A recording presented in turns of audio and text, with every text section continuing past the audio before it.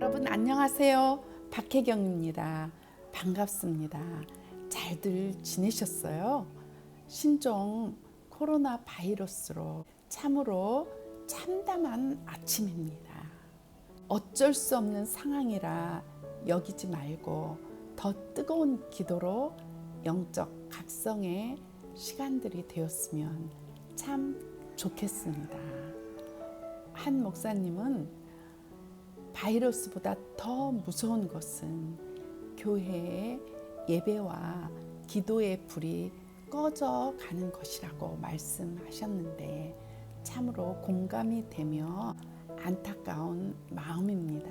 깨어 간절한 기도와 풍성한 은혜 안에서 우리의 삶이 하나님의 손 안에 있음에 감사하고 불안을 벗고 평강을 누리시며 의연한 모습으로 주변의 사람들을 잘 세워나가시는 여러분 모두가 되시길 간절히 소망하며 축복합니다.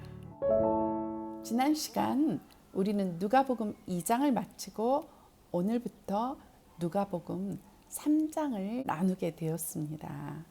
누가복음 2장의 마지막 나눈 말씀은 예수님의 유일한 유년 시절의 기록으로 12살 된 예수님께서 유월절 절기를 지내시기 위하여 그의 부모를 따라 예루살렘 성전으로 올라가셨다가 따로 성전에 남아 선생들과 말씀을 가지고 토론하고 계셨습니다.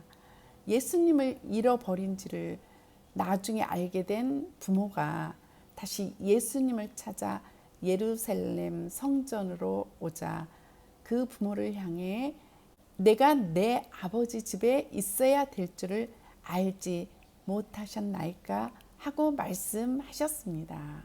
이 예수님의 말씀은 성경에 기록되어진 최초의 예수님의 말씀으로 예수님이 진정 온 세상에 주인이심을 만방에 공표함과 동시에 우리 인생들이 마땅히 있어야 할 자리는 하나님의 얼굴 앞 아버지의 집이라는 사실을 알려주시기 위한 말씀이라고 은혜를 나누었습니다. 사생애의 유일한 기록인 이 말씀으로 예수님의 신성과 또한 공생의 이전에 가정을 섬기시며 주의 사역과 하나님의 나라를 준비하시는 인성으로서의 삶을 보여주시면서 하나님 나라의 질서의 중요함을 가르쳐 주십니다. 2장에서 3장으로 넘어오면서 드디어 예수님의 공생애가 시작됩니다. 2장에서 3장 사이는 18년이라는 긴 시간이 흘렀습니다. 예수님의 공생애가 시작되는 3장은 이렇게 시작하고 있습니다. 본문 말씀 누가복음 3장 1절에서 6절 말씀 제가 봉독하겠습니다. 디베리오 황제가 통치한 지 15해 곧 본디오 빌라도가 유대의 총독으로 헤롯이 갈릴리의 분봉왕으로 그 동생 빌립이 이두레와 드라고니 지방의 분봉왕으로 루사니아가 아빌레네의 분봉왕으로 안나스와 가야바가 대제사장으로 있을 때에 하나님의 말씀이 빈들에 있는 사가랴의 아들 요한에게 임한지라. 요한이 요단강 부근 각처에 와서 죄사함을 받게 하는 회개의 세례를 전파하니 선지자 이사야의 책에 쓴 바 광야에서 외치는 자의 소리가 있어 이르되 너희는 주의 길을 준비하라. 그의 오실 길을 곧게 하라. 모든 골짜기가 메워지고 모든 산과 작은 산이 낮아지고 굽은 것이 곧아지고 험한 길이 평탄하여질 것이요 모든 육체가 하나님의 구원하심을 보리라 함과 같으니라. 아멘. 누가복음 3장에는 우리가 너무나 잘 알고 있는 세례의 요한이 등장하고 있습니다. 세례의 요한과 예수님께서 등장하셔서 사역을 시작하실 무렵 이스라엘은 참으로 복잡한 시대였습니다. 3장 1절에서 2절은 참 많은 사람이 등장하며 시작하고 있습니다. 그들은 대로마 제국의 황제 티베리우스, 그리고 유대의 총독 빌라도와 이스라엘 각 지역을 4등분으로 나누어 구체적인 분봉 왕들이 세워져 각각 다스리고 있었는데, 갈릴리의 분봉 왕 헤롯, 이두레와 드라고니 지방의 분봉 왕은 헤롯의 동생 빌립이었고, 아빌레네의 분봉 왕은 루사니아였습니다. 그리고 유대 종교의 최고 지도자인 대제사장은 안나스와 가야바라고 소개하고 있고, 마지막 다른 한 사람은 빈들에 살고 있는 세례 요한이었습니다. 요한과 그 외의 다른 사람들은 참으로 대조적입니다. 요한을 제외한 다른 7명의 사람들은 자기 영토, 자기 분야에서 크든 작든 제1인자로 소위 성공하여 출세한 사람들이었고, 절대 권력과 부귀영화를 누리며 살고 있는 사람들이었습니다. 그러나 이와는 달리 요한은 빈들에서 살고 있었다고 알려주고 있습니다. 요한을 제외한 7명의 사람들은 모두 로마 황제에 의하여 임명받은 자들로서 그들은 그들의 자리를 유지하기 위하여 로마 황제의 환심을 사기에 급급한 삶을 살고 있었습니다. 한 사람이어야 할 대제사장도 실권자는 장인 안나스였고, 그 직책은 사위 가야바가 차지하고 있었습니다. 저들 삶의 중심은 당연 로마 황제였으며, 그들의 틈에 살고 있는 백성들은 고통스럽고 소망 없는 삶을 살고 있는 어려운 때였습니다. 구약시대 이스라엘 사람들은 하나님의 명령과 하나님께서 전해주시는 말씀을 통해 살았습니다. 그런데 그 하나님의 말씀이 구약의 말라기 선지자를 끝으로 400년이 넘도록 전혀 임하시지 않았습니다.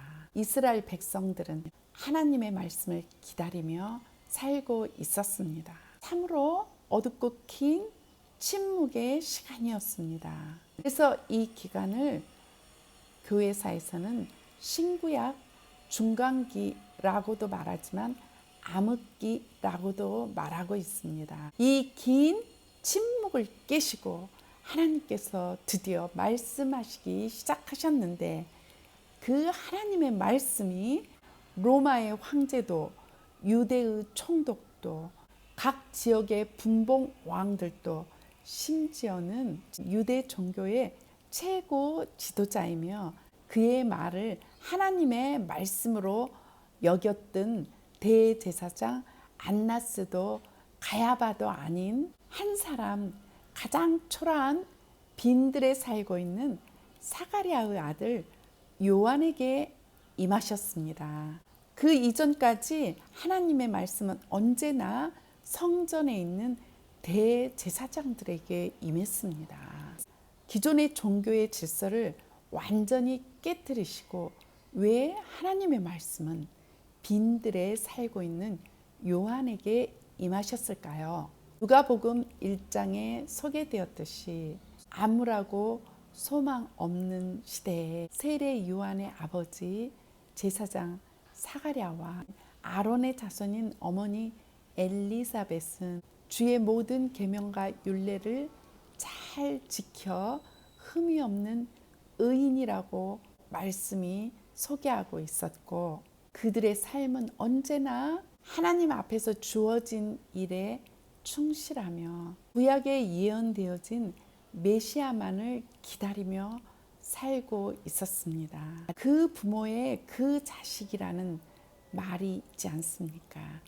아버지 사가랴처럼 세례 요한은 제사장으로 살 수 있었지만 주어진 기득권도 기꺼이 내려놓고 이미 예언되어져 알고 있었던 자신을 향하신 하나님의 뜻을 받들기 위하여 말씀을 붙잡고 때가 되자 빈들로 나갔던 것입니다. 빈들, 그곳은 이스라엘 백성들이 출애굽하여 40년 동안 훈련을 받은 곳이며 기도하는 곳, 하나님의 말씀을 듣고 하나님의 임재를 경험하며 하나님의 구원이 이루어지는 장소였습니다. 빈들의 세례 요한의 삶은 오직 말씀과 하나님의 임재만을 사모하며 천사로부터 임한 엘리야의 심령을 가지고 주의 길을 예비할 자신을 향하신 하나님의 뜻을 준비하고 기다리며 그곳에서 살고 있었던 것입니다. 그의 중심엔 온통 메시아 예수 그리스도를 향한 마음이었습니다. 요한에게 임하신 하나님의 말씀은 광야에서 외치는 자의 소리가 있어 이르되 너희는 주의 길을 준비하라 그의 오실 길을 곧게 하라고 말씀하셨습니다. 이는 이사야 선지자의 예언된 말씀이었습니다. 그 말씀이 임하자 요한은 즉시 일어나 빈들에서 주님의 오심을 외치는 자의 소리가 되었습니다. 어느 시대나 하나님께서는 그 시대를 위한 하나님의 사람을 찾고 계십니다. 하나님 사람의 기준은 사람과 같지 않아 외모를 보지 않고 마음의 중심을 보신다고 사무엘상 16장 7절에 말씀하고 계십니다. 세상은 외모 지상주의, 성공 지상주의로 로마의 황제, 유대의 총독, 그리고 분봉왕, 제사장도 대제사장들에게만 관심이 집중되어 있습니다. 그렇지만 하나님께서는 그 사람들 모두 거들떠 보지도 않으시고 기존의 제도와 틀도 필요하시면 가차없이 깨뜨리시고 초라하게 짝이 없어 눈에 보이지도 않고 아무도 관심을 갖지 않는 빈들에 사는 요한을 찾으셨고 그에게 구원의 사역을 맡기셨습니다. 눈에 보이는 세상만 바라보고 눈에 보이지 않는 이면의 세상을 보지 못해 하나님을 저버리기까지 하는 어리석은 인간이지만 그 어리석은 인간의 생각을 뚫고 언제나 하나님께서는 절망적인 현실 뒤에 소망을 위해 하나님의 사람을 찾으시고 그 사람들을 통해 그 일을 이루어 가시니 은혜이며 감동입니다. 하나님의 거룩하신 물밑 작업으로 지금의 황당한 현실 속에서도 하나님은 일하고 계시리라 믿으며 소망 가운데 도와주시기를 간절히 기도하며 겸손히 기다리려 합니다. 한편 하나님께서 기존의 전통과 틀을 다 깨뜨리시고 대제사장을 버리고 빈들에 있는 세례 요한에게 말씀이 임하셨다면 대제사장들은 이 일에 대해 의심을 품고 하나님 앞에 나아가 엎드려 묻고 회개해야 했을 것입니다. 오늘 말씀을 통해 저들의 모습이 우리들의 모습인 것을 깨우치며 깊이 묵상하고 점검하여 더 늦기 전에 세속화되어 있는 우리 자신을 온전히 내어놓고 하나님 앞에 엎드려 묻고 회개하여 우리의 마음의 중심이 바뀌어 하나님이 언제라도 말씀으로 임재하셨을 때 즉각 응답할 수 있는 우리들이 다 될 수 있기를 간절히 소망하며 축복합니다. 감사합니다. See you next time.